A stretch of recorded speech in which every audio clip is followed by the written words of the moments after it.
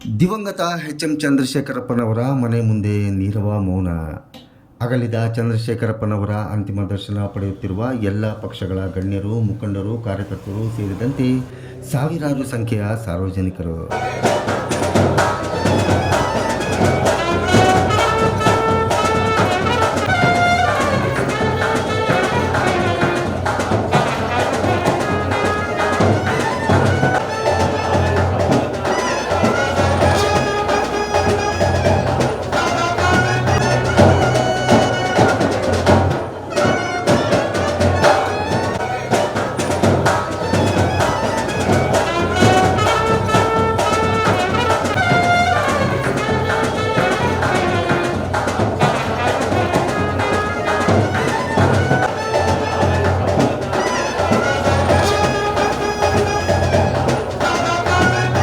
ಬೆಂಗಳೂರಿನ ಮಣಿಪಾಲ್ ಆಸ್ಪತ್ರೆಯಲ್ಲಿ ಕೊನೆಯುಸಿರೆಳೆದ ಮಾಜಿ ಶಾಸಕ ಎಚ್.ಎಂ.ಸಿ. ರವರ ಶಿವಮೊಗ್ಗ ಮನೆ ಮುಂದೆ ಇಂದು ಸಾವಿರಾರು ಜನ ಅಭಿಮಾನಿಗಳು, ಸಾರ್ವಜನಿಕರು ಭಾಗವಹಿಸಿ ಅಂತಿಮ ದರ್ಶನ ಪಡೆದರು.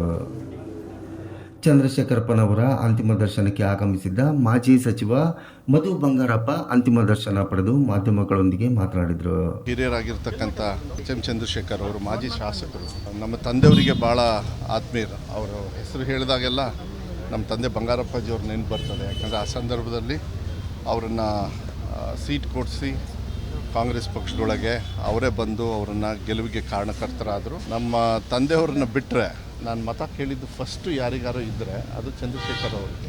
ಅವರು ಆ್ಯಕ್ಚುಲಿ ಈ ಥರ ನಮ್ಮನ್ನು ಅಗಲು ಹೋಗ್ತಾರೆ ಅಂಥೇಳಿ ನಾವು ಅಂದ್ಕೊಂಡಿರಲಿಲ್ಲ, ನಾನಂತೂ ಅಂದ್ಕೊಂಡಿರಲಿಲ್ಲ.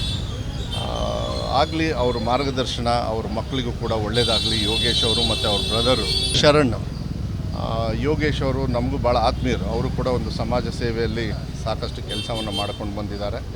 ಮುಂದೆ ಅವ್ರ ತಂದೆ ಹಾದಿಯಲ್ಲಿ ಅವರು ನಡ್ಕೊಂಡು ಹೋಗಲಿ. ಅವರಿಗೆಲ್ಲ ಅವ್ರ ಜೊತೆಗೆ ಯಾವತ್ತೂ ಕೂಡ ಪಕ್ಷ ಇರ್ತದೆ, ವೈಯಕ್ತಿಕವಾಗಿ ನಾನು ನಮ್ಮ ಮುಖಂಡರು ಎಲ್ಲರೂ ಕೂಡ ಅವ್ರ ಕುಟುಂಬದ ಜೊತೆಗೆ, ಯೋಗೇಶ್ ಅವ್ರ ಜೊತೆಗೆ ಇರ್ತೀವಿ ಅನ್ನೋದನ್ನ ನಾನು ಹೇಳಲಿಕ್ಕೆ ಇಷ್ಟಪಡ್ತೀನಿ. ಅವರ ಅಂತಿಮ ವಿಧಿವಿಧಾನಗಳನ್ನು ಹೊಸಳ್ಳಿಯ ಅವರ ತೋಟದ ಮನೆಯಲ್ಲಿ ಲಿಂಗಾಯತ ಸಂಪ್ರದಾಯದಂತೆ ನೆರವೇರಿಸಲಾಗುವುದು ಎಂದು ಕುಟುಂಬಸ್ಥರಾದ ಮಧುರವರು ತಿಳಿಸಿದರು.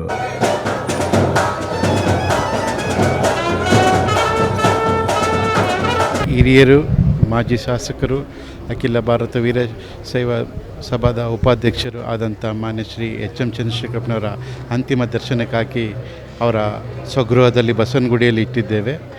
3 ಗಂಟೆಗೆ ಅಂತಿಮ ಯಾತ್ರೆ ಹೊರಡಲಿದ್ದು 4 ಗಂಟೆಗೆ ಅವರ ತೋಟವಾದಂಥ ಹೊಸಳ್ಳಿಯಲ್ಲಿ ನಡೆಯಲಿದೆ. ಅಂತಿಮ ವೀರಶೈವ ಪದ್ಧತಿಯಂತೆ ಅವರ ಅಂತಿಮ ಕ್ರಮವನ್ನು ನಡೆಯಲಿದೆ.